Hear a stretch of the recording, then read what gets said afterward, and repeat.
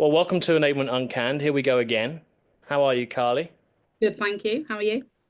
Yeah, very well. It's actually warm in the UK for a change. For anyone Really? listening outside the UK, it's bloody lovely. It really is nice. And here we are talking about the weather. Always do it. I do it as a bit of a joke. Um, Typical Brits. Typical Brits are always the same, right? But no, thanks for joining. So today on Enablement Uncanned, we have Carley Fisher, who is the Global Revenue Enablement Lead and the Pride co-lead at Go Cardless. So you pretty much do everything over there, right? Yeah, massive title. Just the title. I do Titles nothing mean everything. really. But So I always ask to update my title to my management and to see if they will. But no, you can't update it again. But titles mean everything. It's all good. It's all good. So yeah, welcome to Enablement Uncanned. It's great to have you. And today we're going to be discussing quite a good topic actually, imposter syndrome. And I'm sure a lot of our listeners have had imposter syndrome at some point during their either their work life or their personal life. But we're going to be talking about it in the enablement context. So, what's more important, credentials or experience? Um, and yeah, obviously you've had imposter syndrome yourself. You maybe even have a little bit of it now. So let's start before we sort of get stuck into that. It'd be great to get a bit of an intro to you, your role, just so the listeners sort of understand who you are, and then we can get stuck in. yeah, cool. Thanks, Jack. So yeah, I work at Go Cardless as the Global Revenue Enablement Lead. Relatively like new role. We've had enablement before, but we've really like moved into thinking about revenue enablement rather than sales enablement and bringing it like into a centralized RevOps function. And I'm just really focused on enabling our global go-to-market teams, whether that's through processes, training, just being an ear and helping support with resources, etc., and supporting our managers to, yeah, deliver and get results, right? Exactly. So you don't stop. Now, you I were don't. talking to me a little bit earlier about working around the clock to all the four regions, Oh right? yeah, like we've got Australia and North America, Europe and UK and Ireland. So yeah, quite a few different time zones to accommodate to, which is always delightful. hmm But you've not been enablement your whole life, have you? Here's a good one. You and I have both worked at the same company We have. before, but we didn't Didn't actually know know it. we did. No, we No, didn't. we didn't know it. We No, do we didn't. now. We do now. Yeah, no You were in a bonding different moment. office, but we were together in the same doing sales. So you've got a sales background, right? That's kind of where you've come from. Yeah, I mean, I actually started in marketing. Okay. So I was originally like a marketing account manager, worked in like a marketing agency for a couple of years off the back of uni. And then actually as part of that, there was like some elements of sales. And I was like, oh, I quite like this part. Like I quite like speaking to, customers and the buzz that I'd get from like the sale and all that sort of stuff. So when I moved up to Bristol, I decided to get into sales. And yeah, really just started from the bottom up, started as an SDR, 200 calls a day type boiler room type situation. We've Um, been there. in Yeah. there. And yeah, and then I quite quickly, realized that I was pretty good at like leading people and I guess leading from the front in terms of that performance and like delivering results. So like moved in some management roles and then decided that apparently I didn't want to stop there and I just needed to know everything about the whole life cycle of a customer and got into customer success. And then again decided that I was really good at the operational side and enablement and supporting with onboarding programs and things like that. And yeah, since then I've been operational focused. My whole career at Go Cardless for the last 2.5 years has been operations focused, and now enablement for the last 18 months. That's amazing. It's something that I've said before, when I do get bored of sales, which inevitably will happen. All right. I'm not going to be in sales forever. Well, maybe I will, who knows? But it is, when I get to the point where I just can't keep up that fight anymore, enablement is definitely something that I can see myself getting into. I've said that to a lot of people. They're still selling an enablement though, Jack. Well, Like exactly. you got to sell to the. I just look at all the people that I serve as my customers, and I've still got to sell to them to make sure they're doing what we need them to be doing and learning and engaging and driving the outcomes of like my key stakeholders. So it never leaves you. Selling to You can management. step away from the sales, but the sales never steps away from you. I love that. I'm gonna steal that quote. That's fine. I'm Just gonna take it, send me the commission. plaster it all over my LinkedIn, tag you in it. So, Thanks. alrighty. So let's start there then. Thanks for the intro. It's great to sort of get a bit of a background. So the imposter syndrome. Give us an uncanned take on this. Give us so you know we know that many professionals, enablement professionals, feel unqualified, I guess is the right word, without a traditional training background. What's your controversial hot take on that imposter syndrome? I think experience trumps credentials personally. I think like having the ability to understand the mindset of an SDR, of an account exec, of a sales manager, of a CSM, all the way across the life cycle, and understanding our customers. Like more than anything, I understand how our customers engage with those teams also, and where those gaps are, because I've been in those positions Yeah, that, where I've identified that. And I think only experience can really truly give you that understanding and collective like hive approach, where when I'm talking to the teams it's always a we, it's never you need this, or we need to be able to do this and we need to be able to do that. Because if I'm speaking to our sales managers, I'm in the frame of a sales manager. If I'm speaking to the AE, I'm in the frame of an AE. And as a result, I can find that common ground with them. It's not always easy, of course, there's yeah, challenges. But I can find that common ground. I think when you come from a place of experience, and I've seen it, I've experienced it, and I've seen it in practice, where you have people that come in off the back of all this education and credentials and, doing this training for however long. And actually sometimes that can put a barrier up, I think, for the people that are in the position of like, but do you actually get like my problem? Or are you just saying these great buzzwords and these great processes and things like that, or do you actually understand how it feels to be in my space? And I think hmm that's the barrier. it's like when you get external training companies come into the business, similar type thing, right? Like a med pick or a force management, whatever you want to call it, coming in and trying to take you down a certain path, but do you actually understand how we work? But yeah, you're right. I mean, you've been in every role, as we all know. You've been in every role, so you kind of know enablement is trying to bridge the gap between everyone, right, and trying to bring everyone together. So And I that's also think I think the enablement space is changing, but I think yeah, historically, especially as I was coming up through sales, there was a massive emphasis on enablement being about training.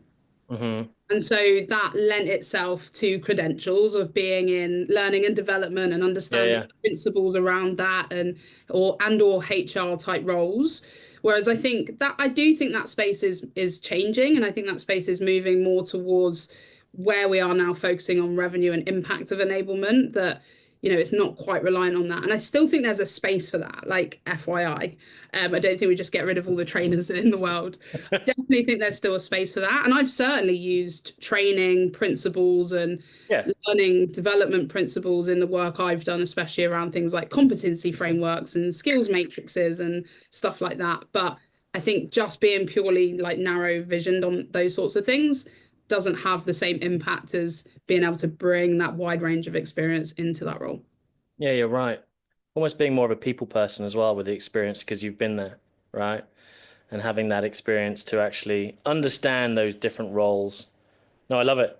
Let's rip up all the CVs. We won't bother doing CVs anymore and applying for new roles. We don't need them.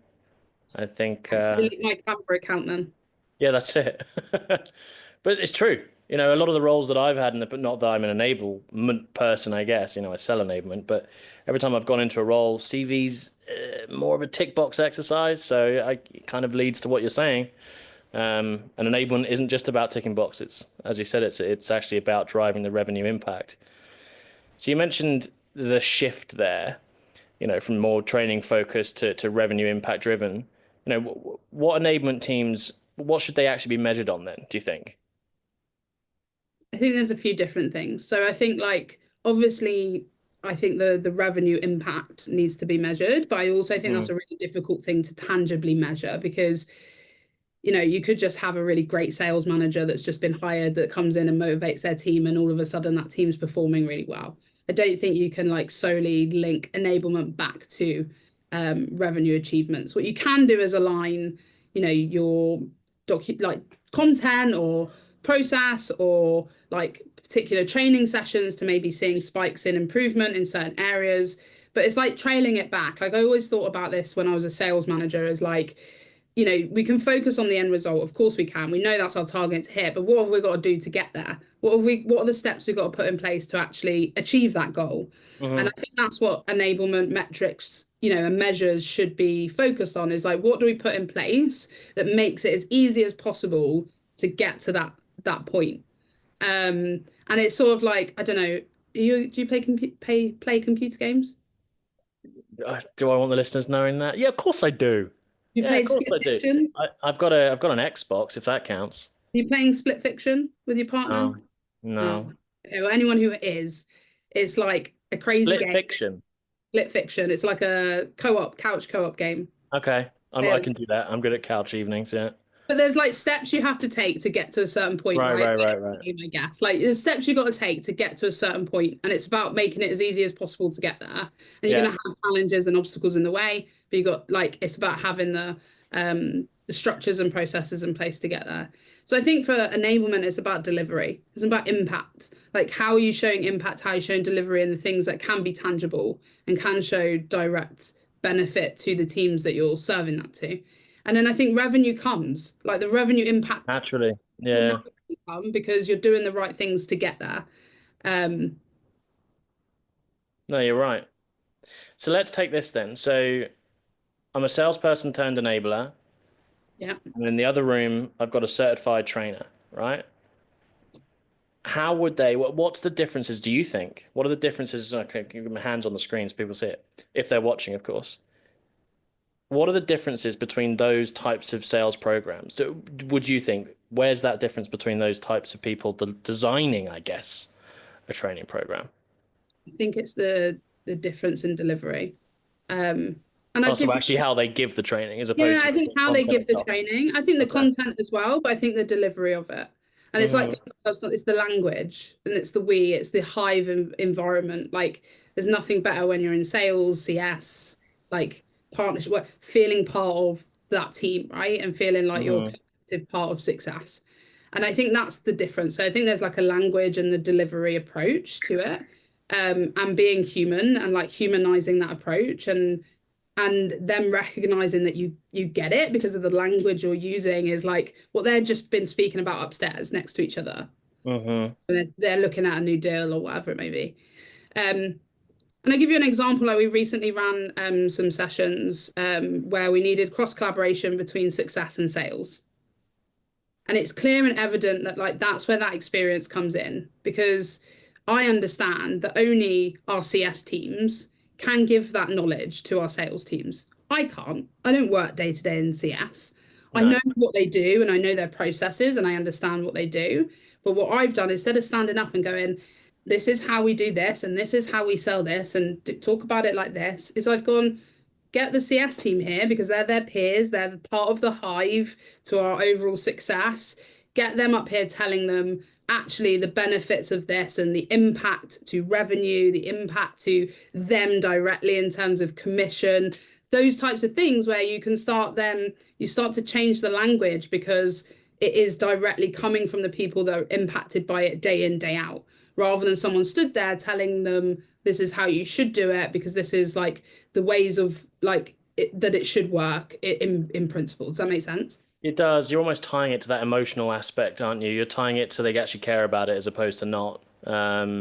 Exactly. And their peers in, they feel like you know what you're talking about, but two, they can actually then go off and deliver what they need to do.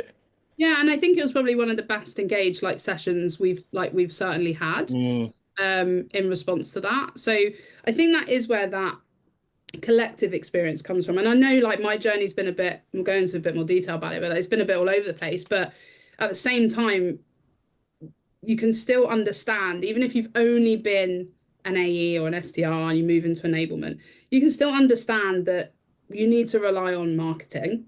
Like you need leads from marketing. and you know Always. all of that stuff. And you Hmm. still can understand the frustrations to getting a new customer and then them not being onboarded correctly or going through a challenging process into onboarding, which delays your commission, for example, right? So in any role, like it's the same circle, it's the same journey for that merchant. So relevant where you sit and where you play a part, you can understand that there's impact for you across every single element of that journey. So being able to then bring that into a collective thinking when we think about, especially the in-person training sessions, like this example, is I can sit there and think, right, who's going to be best delivering this? Like who's actually Yeah. going to get it? Because I can't stand there and tell them that Hmm. that's not gonna resonate. I mean, I can, but it's not gonna resonate in the same way. Whereas I think Hmm. if we had just a trainer on the other side, that's typically, from my experience, the approach I've had is that it's like you need to do this and you need to do this and you need to do this and you need to do this. They don't truly understand. They don't truly understand and get to know you. I feel like I'm Yeah. gonna get a lot of hate mail from this podcast. You're gonna have trainers all over your LinkedIn I know. now. There we go. How dare you? Just from my experience, I'm sure there's many great trainers. There's definitely a place for certified trainers. There most certainly is. You know, talking about sales methodologies, or and I used that example a little bit earlier. You know, if you did have an external, expert on a methodology coming in to teach that, that's absolutely fine. But you also need to wrap around the culture of the business, the culture of the sales team. You know, how they're doing things, how it works. Because if you start just drumming it into them, this is how you need to do it. They're almost going to get their backs up. I mean, yeah, I don't think like any salespeople really like being told how to sell because I think we all sell in a very different fashion that like being Yeah. told how to do that by someone who you feel like maybe doesn't get it. Being told how to do that by your manager or by a high performer, someone that you look up to, someone that Yeah, you it's aspire different. to be like is very different to being told to do that from someone who doesn't have that knowledge or experience, right? So I Hmm. think that's like a really interesting like gap that like just purely certified trainers have. This is without that sort of experience, right? Trying to backtrack there so you don't get the hate mail. I like it. I like it. To dive into a little bit more about your personal experiences then, because you've been through a lot. You've gone through a lot of roles, and this imposter syndrome. We're calling it the imposter syndrome. And for those of you who don't know, those of you listening that have never sort of understood what that term is, take a look at it because it's super interesting. But it'll be good to understand from you through those multiple roles, and the frustration that you've had, in those misaligned enablement efforts. We'll call them enablement efforts. What is your personal experience that you've had with imposter syndrome, whether that be in your career, whether that be at home, wherever it is, and sort of how you've then reframed that mindset. It'd be really good to sort of hear that and see if it helps some others as well. So my own experience of I think like imposter syndrome is quite common for women anyway, generally. And I think in a space Yeah, of tech, even more so sometimes because it can be quite a male driven space. So I think it's something that is looked at in multiple different ways. For me, I'm currently going through a process of like an ADHD assessment, and actually sometimes that like overthinking and like over processing of things is part of that type of neurodiversity, right?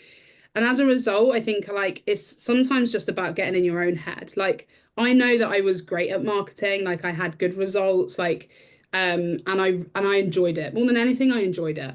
Sales, like I did find harder because I was someone who liked to engage with people, talk to people, and sometimes when you're in environments that doesn't take for that and you 200 calls a day, like doesn't mean you stop and yeah, have a nice little chin wag. But my performance came from being me and doing that. But when you look around you and you see that that's not what other people are doing, am I doing it the right way? Oh my God, like what's going on? But you sort of keep going and you sort of keep motoring and pushing through it. I've had some serious challenges with like questioning my capabilities where like I've really. felt misunderstood because of my neurodiversity and how I operate. And I've also had, you mentioned that at the beginning, I'm co-lead on the Pride group. I've had challenges around like when I was in sales, how I look and how I dress, because I don't dress or look the typical way. So then you What's that got start, to do with how you can perform?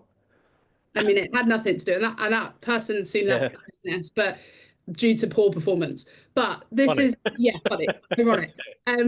But this is like, I think it's these challenges that we go through and these like blocks that we have that other people can contribute to, sometimes unwillingly, sometimes willingly, Hmm. contribute to, that make you start questioning your capabilities and questioning actually like, am I good at this? Am I achieving what I should be achieving or what I feel like I should? I remember growing up thinking like by the time I'm 30, like I want to be on a 30 grand salary. I want this. I want like we grew up in an era like as millennials where hitting that bracket of like 30K was the big. And I think I saw an article the other day where like the equivalent of 30K is now like 70K. Yeah. Like And the rest, I think. Yeah. Jesus, like I'm now in my mid 30s. I've got another goal to try and get to because I've not got to that point yet. Do you know what I mean? Like Yeah. it's ever changing, and this is the thing. I think more recently, and like especially at Go Cardless, like in the environment that we have at Go Cardless, and there's a great environment, probably one of the best to be honest, in terms of where I've been able to just be myself from a neurodiversity point of view and from a LGBTQIA plus point of view, is that I've just recognized that I can just be myself and I can get stuff done and I can show results and I can show impact from that. Yeah. And so I was having a conversation with someone a couple of weeks ago and I was like, all this going on, this going on, this is so, I'm relatively new into this global enablement role. So obviously I've been going on the whole, Hmm. storm, all that type of stuff. And it's been challenging as it always is in a new role. And they're like, how do you do it? And like, I remember that I'm actually just good at what I do. Yeah. Telling yourself And I that, right? think you get to an age and you get to a point where you start to see that you are delivering the results and you get little snippets of feedback where people recognize that input and impact that you're having. And you're like, oh yeah, actually I am like I am Mm. pretty. I'm all right Sometimes at this, you know? I'm actually pretty Yeah. good at this. I think Yeah. I've Yeah. like, yeah. Um, and I think that's part of it. I think it's about as in relation to like what to take away from that. I think it's about finding the right environment for you and sometimes accepting that places aren't very good, and sometimes like for you, for other Yeah. people, they may be, They but might be for fine. you, Yeah. they may not be. And like, that's what I think if someone had maybe spoken to me earlier and just been like, it's okay to leave. Like, it's okay to not Mm. work there and it's okay to find something that's right for you. And it's okay to figure that out. Like it's okay to, my dad used to tell me, be in a job minimum 5 years before you move on. We move And on. so like Yeah. this is the mentality that I went into my career, like my working life with, is like, I can't leave, I can't leave, like I have to stay. And actually as a result, that created more and more of this feeling of not being good enough because it just wasn't the right space for me to flourish. So I think like in that respect, like find a place that helps you to flourish. I And love then it. the imposter syndrome shouldn't exist because you're flourishing. There's always going to be things that you don't get right. We're human. There's going to be mistakes. There's going to be things that don't land quite as well as you want. But overall, if you're able to deliver and you're able to be yourself and you have that knowledge, like just you get on and you do it and you flourish. And I think then Absolutely. that imposter syndrome starts to fade away a little bit more. Yeah, and you've touched on it there, so many, I'm sure so many enablement professionals and others, feel like imposters. I'm sure that is the case for people that are listening here as well. It does happen. I mean, I've had a bit of it, right? You do feel, not that I'm an enabler, but in sales, am I doing the right things? Am I good enough for this? Am I in the right place? Definitely thought of it less working here. So maybe it is, kind of the environment you're in. Maybe it feels like that. And, you've been at Go Cardless, what, almost 2.5, 3 years now, right? You're Yeah. obviously doing something right. I mean, I think so. Maybe they just can't get me out. I'm just like sat here, stuck in my chair. They're just trying, but like, no. Yeah, I think like, and and I've had different roles at Go Cardless, by the way, because, Yeah. we've moved around and we've had like Yeah, different but you've teams. gone through, it's not, they're not, they're almost promotions in a way. Like they're Yeah, getting yeah, yeah, better for as you, sure, you're for doing the sure. right things. And I think that's also the show of like that environment is that like if you turn up every day and you just care, and one of our values is care deeply, right? Like you just Yeah. care about what you do and you believe in what you do, then it's easy. It's not, Mm. it just becomes something that like I enjoy coming to work. Yes, of course we have stressful days. I enable 300 people alone globally, but it doesn't matter because I enjoy what I do. We have a great like team. We have a great network around us that supports all of that, right? So I think that's super important in trying to remove that imposter syndrome is actually recognizing that sometimes it's the outside influences that's making you feel like that rather than your actual ability and capability. You don't need to go and spend thousands of pounds on doing a course because you don't necessarily feel good enough at what you're doing. If you're Mm. constantly delivering and you're constantly enjoying what you do and you're achieving the objectives that you set with your manager or yourself, whatever it may be, then you're doing a good job. Yeah, you're right. So you mentioned a little bit there just before that part about gaining, or at least being likable. I don't know if likable is the right word, but with the sales team and getting caring, right? Caring about the people that you're enabling. So are there any tactics that you've got or tips that you've got in helping gain trust? So you're a new person in enablement. You're going into very much like you are with GoCardless, right? You're now global revenue enablement. You've now got to enable 300 people. What are your tips and tactical ways of gaining the trust with those teams because you care? Is it simply just showing that you care? I think so. I think like Yeah. one of my first like and off the back of even being in the company for 2 years, like and knowing people and knowing a lot of the different teams, especially in the UK, um, I still went out and like put that time in to understand like who are these stakeholders now? What are their challenges at like a senior level? What are their challenges? And how can I support them to do what they need to do?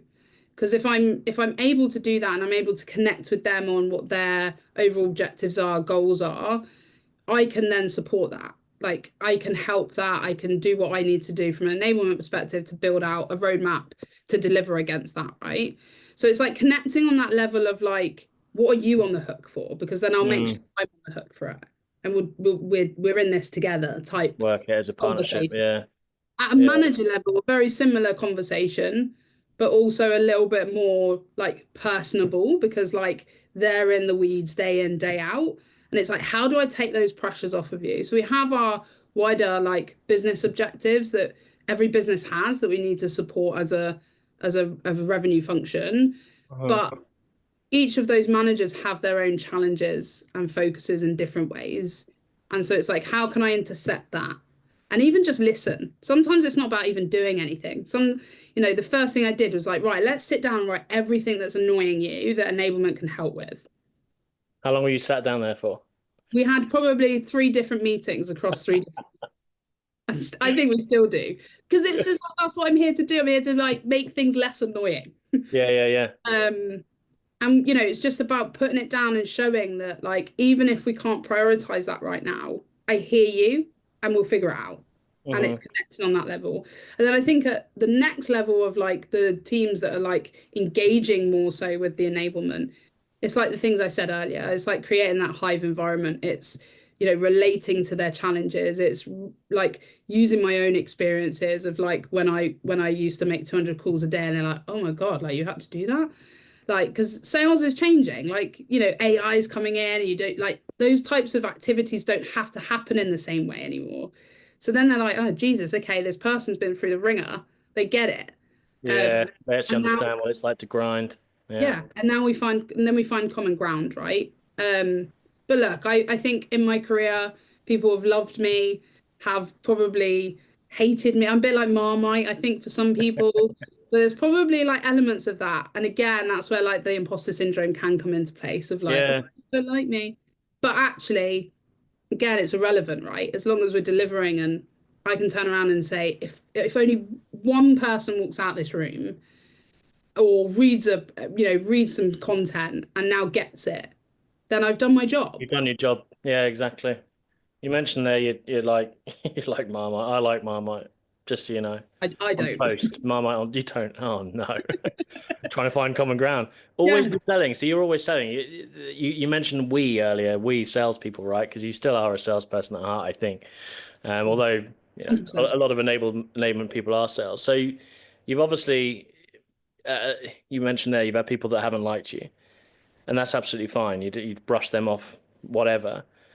does the lack of credentials that you've got, and I'm not meaning that in a bad way, has that led to a comparison culture before for you in the past? And I'm guessing it has. I'm guessing you've almost had to be looked down on, I guess, in a way.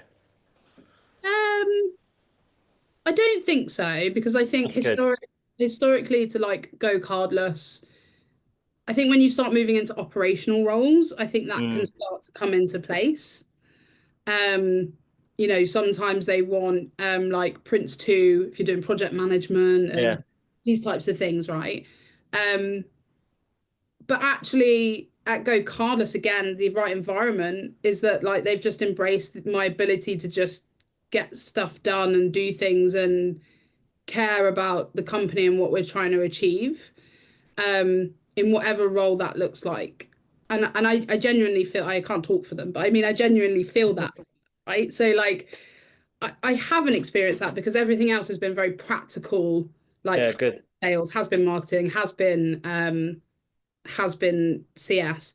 And a lot of the time you don't need obviously qualifications per se to deliver that. But I think yeah, as soon as you start moving into that enablement world, there's definitely starts to be you can see it on like job descriptions in terms of like what they look for is like, yeah, we'd like it if you've got, some sales experience and then actually the like mandatory stuff they want are some form of like qualification or, Yeah. university even. It Like used to be the point I couldn't get a job before, 10, 15 years ago, if I didn't have a degree. yeah. And I What does think that that's matter? crazy. And What does that especially in matter? yeah, Yeah. especially in enablement, I think that's crazy. And that's the thing, there's still a prioritization of education or qualification and Hmm. credentials before there is experience.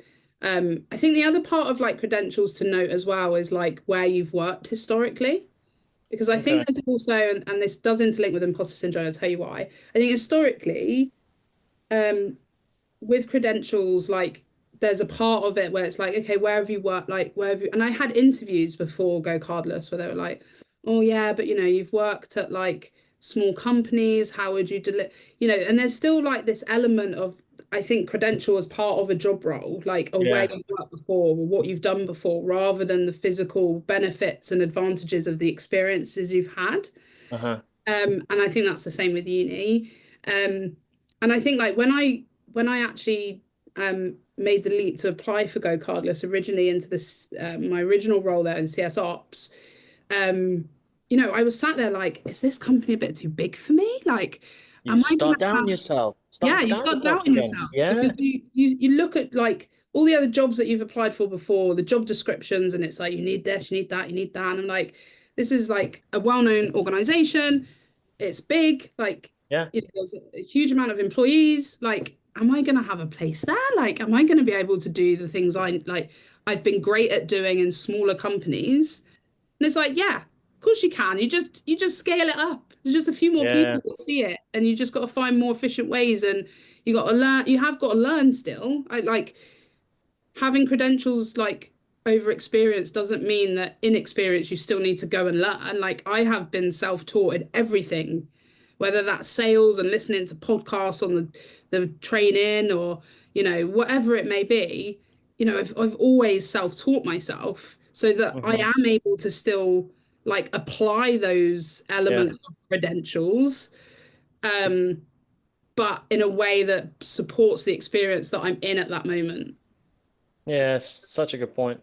You're giving yourself another podcast to listen to now. Listen back to yourself Listen and back to your own myself. advice. Jesus. Leveraging neurodiversity is a superpower, right? I think that's what you've I been mean, doing, and that's big kudos to you and sort of how you're getting on. But no, I appreciate this. It's really good, and it's an out there subject, and the whole idea of running these podcasts is that we talk about things that people don't want to talk about, right? And maybe enablement isn't about certifications. Maybe it isn't. Maybe we just need to drive. Well, it's all about driving sales success. We know that, and real world experience does provide more value than formal training. And mindset matters. I've been told this time and time again. Mindset is huge. Trust your experience and trust yourself and focus on that impact. But I thank you, Carly. It's been a great session. And when did you last read the book Surrounded by Idiots? Because I know that's something you wanted to talk about, right? I Not that mean, you're surrounded by idiots at Go Cardless. I'll say definitely that. not surrounded by idiots.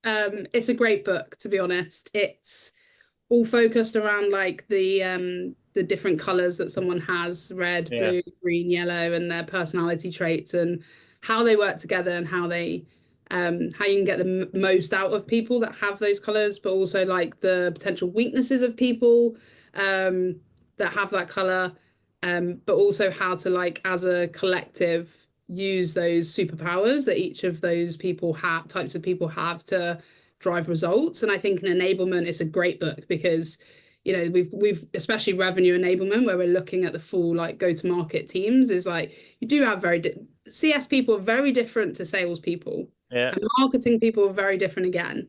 So it's like how do we connect with those people and really try and understand their psychology and personalities so that we can get the most out of them and benefit everyone in the end. And not all salespeople are red Not all either. salespeople are red. I think actually most of them are yellow. There you go. What color are you? Or I'm a little bit of everything. I'm a little bit of everything. A I nice I can mixture. be assertive. I'm probably heavily weighted in the yellow. There you Um, go. But this is little why bit. enablement kind of have to understand each of the different colors, so then you can begin to manage that out. Exactly. And Understand the see it pains in that each yourself can as have. well, right? Because Mm, also like I need to understand myself better to then be able to say, okay, do I turn on my red here or do I turn on my green here? Like the type of person I'm dealing with, which one am I going to tap into more to get the best result I need? If I just go bulldozering in with someone who's as hot-headed as I can be, yeah, as combative or whatever, you know, that's going to cause friction. So I need to be aware of that in myself and what I'm turning up, turning down, and balancing. amazing. The psychology behind it. Hey, if all else fails in enablement, you can go back, go into psychology. And just like oh, maybe that's the next step. Maybe it is. Maybe it is. But I thank you again. It's been superb. And for those of you listening to this one, please do reach out to Carley on her LinkedIn. Marketing team will put some flashy imaging up. They'll put your name up in lights on the podcast with any luck. And yeah, go check out Go Cardless. They're doing some really good stuff over there. Great team, great culture. And yeah, thank you so much. If there's anything else you wanted to add, Carly, before we wrap up, Nothing from me, Jack.